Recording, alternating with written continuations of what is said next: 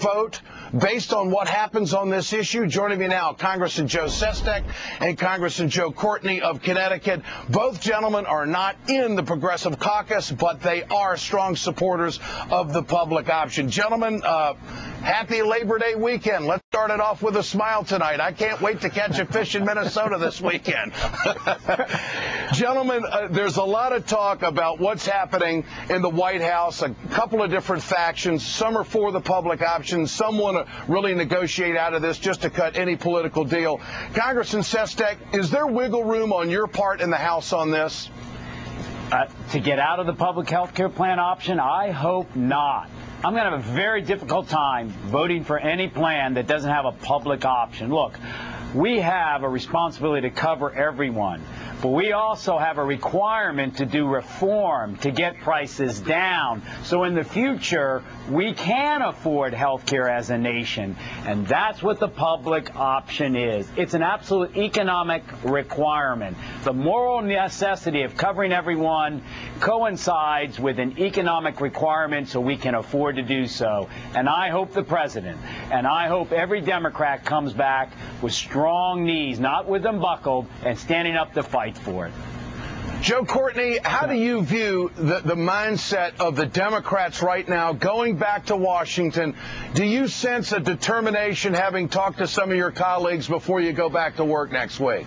I think Joe Sestak is absolutely on target. That we've had this extraordinary month where, and I know Joe is out there working hard, talking to town halls and business groups and labor groups and individuals about the problems that are out there. And what I do think is that our supporters and the president's supporters were probably a little complacent going into this month, but clearly there was a wake-up call that was out there. And when people are pulling out those cell phones, Ed, I hope they're also calling their members of Congress and calling the White House, because, and I think Joe probably had the same experience. I mean, there was this sort of deluge of input coming into our offices of just staunch opposition.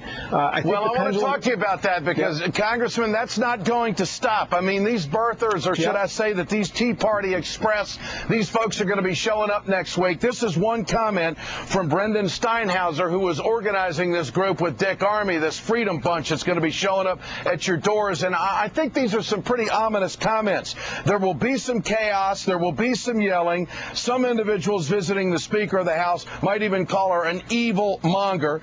We do our best to guide them to the hill, but he says they're individuals, and there's no guarantees.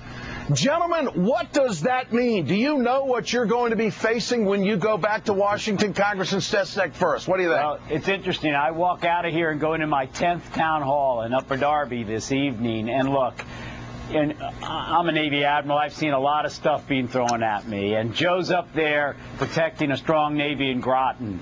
Look, here's the issue. We know that there's some organization, but Joe hit it right on the nose. There was also a failure upon the Democratic caucus to be prepared to come out and understand that we should have been out there battling from the very first moment.